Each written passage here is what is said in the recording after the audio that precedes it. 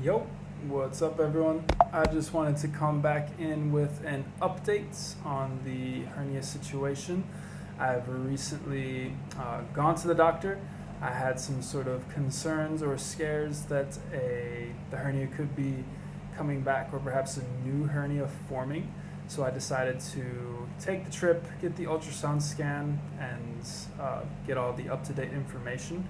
Just a little background for those of you who may be new to the channel or just discovering my videos. About 2.5 years ago, I had developed an inguinal hernia in the sort of pelvic region on my right side. It was quite distressing to me at the time because I live a very active lifestyle. I get the most enjoyment out of life when I'm able to move, work out, practice my sports, do everything that I enjoy. So having my intestines popping out of my body was pretty traumatic. Needless to say, it got in the way of my lifestyle quite a bit, and so I was determined to get over this as quickly as possible. However, upon looking at the options and looking at the details of the surgery, although it's a common surgery and generally there are no issues with it, there are certain cases where it could potentially cause problems, right? There's always a risk of complication with surgery, right?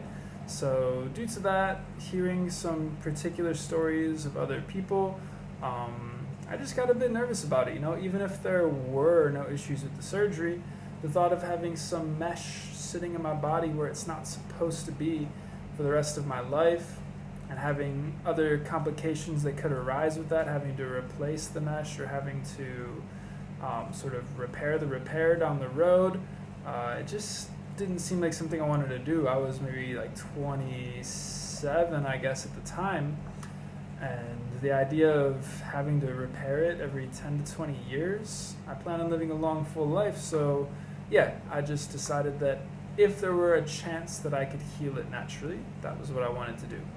So I dove fully into the research. I made a deal with myself that I would try everything I possibly could over a 2-month period, and then I would reassess at the end of that. If I hadn't seen progress, go ahead and book the surgery. But if things were looking up and improving, then I would continue down this sort of holistic path and try to heal naturally. So you can, of course, go back into my channel and watch all the videos I made throughout that process.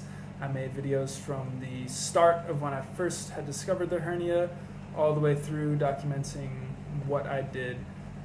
Basically, it was a combination of diet changes, fasting, different sort of rehabilitation exercises. And none of this was coming with hard science, of course, because at the end of the day, doctors say there's no way to cure an inguinal hernia without surgery. However, if you dig deep in the internet, you're able to find some people who have some information about this topic. A couple channels on YouTube, a couple sort of blogs or little websites or articles that I was able to find. So I did as much research as I could, put together a plan, and I put it into action. And just under 2 months into this, my hernia went in and did not come back out. Now, of course, it was quite a bumpy road on the way there. Sometimes I was able to get it to stay in, sometimes I absolutely could not. It was pretty emotional and full on, but I absolutely obsessed over it until I was able to get it to go back in. Now, I've tried to keep people as updated as I could throughout this process. I have had several sort of scares since then. Once it was back in, I slowly started building up my activity and eventually got fully back into the level of activity I was at before, maybe even actually more active than ever before, getting into Muay Thai and things of that sort. But yeah, I got back into my yoga, back into my lifting, running, martial arts training. A couple of scares came from Muay Thai, where once I took a knee to the groin pretty hard, and once I was trying to practice a flying knee and got my leg caught under the one bag and pulled my groin in a weird angle. Both times it was pretty painful in that area, and I suspected I might be developing a sports hernia, which is not actually a hernia but shares the same name. but I was able to rest it appropriately, and luckily there were no further complications with that. So I believe it turned out not to be a sports hernia in both cases. Besides that, the past year or so, I had started to notice a small bump on the sort of inner thigh, almost where my pelvis connects to femur, I guess, like in my leg. So I thought there was a possibility that it could be potentially a femoral hernia, right? But it was weird that it would only appear if I externally rotated my left leg and pushed my pelvis out. Then I would feel this weird bump. It never got in the way of any training or any exercise. I never noticed it unless I happened to be like basically peeing and standing in that certain way where I could feel it and notice it. So I was a little bit concerned about that in the back of my mind, but I was like, it's not getting in the way. I don't necessarily want to get something checked if it's not very serious, because then it'll become serious in my mind. So I more or less ignored it, and I never had any problems with it over the course of maybe the past year or so. And then recently, I noticed sort of what seemed to be a very slight and small sort of bulge in my scrotum. And of course, having done a ton of research on hernias and knowing about the various types, at least a little bit, I started inspecting it myself and just came to the conclusion that it must be the inguinal hernia coming back, right? It had come through my sort of pelvic region before, I got it to go back in, and then in my mind I thought, oh, it must have worked its way down through the inguinal canal and is now coming into my testicles. That was my thought. I became super worried about it for a couple of days, focusing on it so much that I was causing myself pain in the area just by my own focus and my own like paranoia, basically. And finally I went to the doctor and I scheduled an appointment to get it checked out. Now, another little piece of information that's probably important here, I do not live in the US, I live in Thailand. So doctor's appointments are not what I would like them to be in the sense of the language barrier, right? So most doctors can speak English on some level, and they learn medical science, I'm sure, in English a lot of the way. But doctors are often tired. They're having to speak like general Thai language, sometimes local dialects, sometimes they need to speak English or maybe Chinese, depending on the doctor. So they're usually pretty exhausted and they just want to speak their most comfortable language. So I usually have a hard time getting like long, in-depth explanations from doctors' visits here. They don't really give me the information that I'm hoping for. Maybe not quite capable of explaining it to the level that would satisfy me. Anyway, I went into the doctor and explained the situation about both of the areas in question.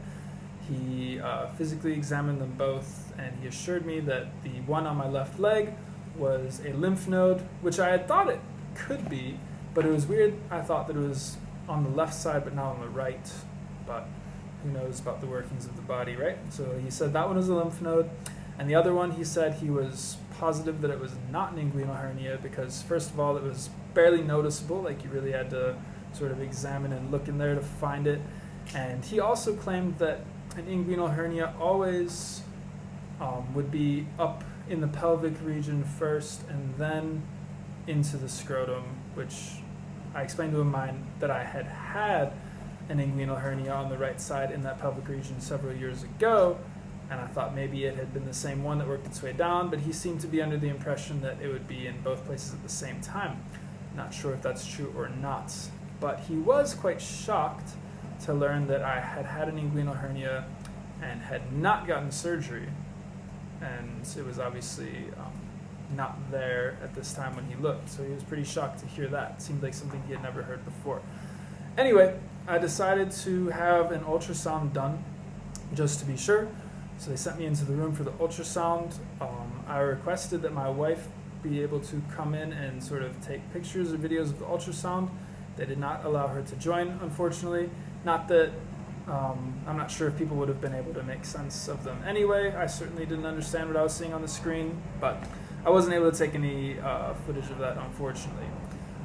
they examined the scrotum, they examined the left leg, and I also asked them to examine the area where my inguinal hernia had been previously, because I wanted to know if, obviously, if everything was still okay there. I was mostly curious if there was like a tear or weakness in that area, if they were still able to see that. Again, I'm not entirely sure on how it works, if it's like a rip in the fascia or just like a gap between the muscles where it comes through. I'm not sure if you can see that type of thing or not, but I asked them to check out the area.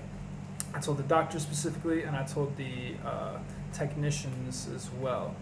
After that, waited a little while, went back in to see the doctor. He had notes from the technician, and basically all he had to say was, there's no hernia present. We don't see anything that would indicate there being a hernia or ever having had a hernia. So I, of course, wanted more details, and I tried my best to ask him, is there a tear there? Is there any sign that the previous hernia was there or could come back through that weakness or anything like that? Again, with the language barrier, unfortunately, I wasn't really able to get the clear answers that I would have liked. But basically, at the end of the day, what he told me was, as of right now, looking at me, I absolutely do not have a hernia. It's the lymph node on my left leg, and then in my actual scrotum, it was just some kind of unrelated infection that had sort of caused some swelling in the tube that leads to the testicle. So whereas I thought it seemed like the loop of an intestine, it was actually just the line or whatever being a little bit swollen in there. So I was very relieved to hear that. This brought me to have some empathy for all of the people who are still currently watching the channel and looking for answers about their own conditions, about inguinal hernias, right? I remember when I did have it, and this was a big reminder of what it felt like even to just think that I had one, how distressing it can be and how much it can really take over your life and your mind. So I feel for all of the people out there still struggling through this. I hope that my channel is able to provide some useful information, at least about what I went through. Again, I'm not a medical professional. None of this is like backed by science. I'm just sharing my experience and what happened for me. Although I think people will find maybe some useful information in the comments as well. If you look through some of my videos, there have been quite a number of people who have commented that they've also been able to cure inguinal hernias on their own naturally. Some by following some of the steps that I did, some by using their own steps, recalling it in the past. But for some people, it is definitely possible. That's not to say everyone would be able to do it, right? At the end of the day, you have to listen to your own body. You have to be aware of your own condition. And if you want to be able to potentially cure your own hernia naturally, it has to be something that you are obsessed with and willing to do everything you can to cure. And at the end of the day, it may still not work, right? Again, according to doctors, surgery is the only way to fix it. According to a lot of other people in the comments, still to this day, people are saying that all I did was avoid the surgery and I'll have to get it later. Maybe that's true. I don't know. But as of right now, when this doctor looks and even does an ultrasound scan, he cannot tell that I have a hernia or that I have ever had a hernia.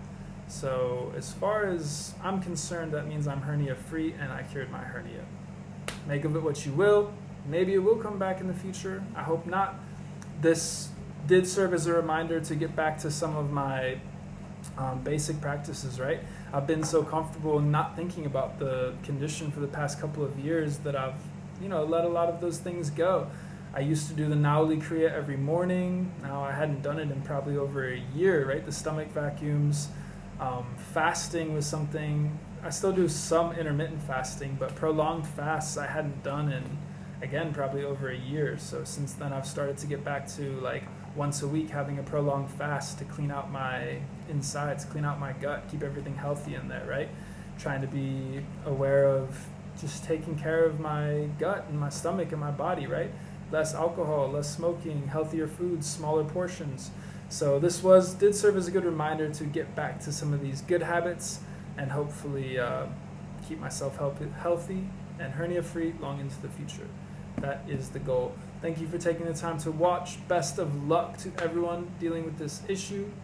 Hope you found something useful from this video and from my channel in general. Have a great day, everyone. Peace.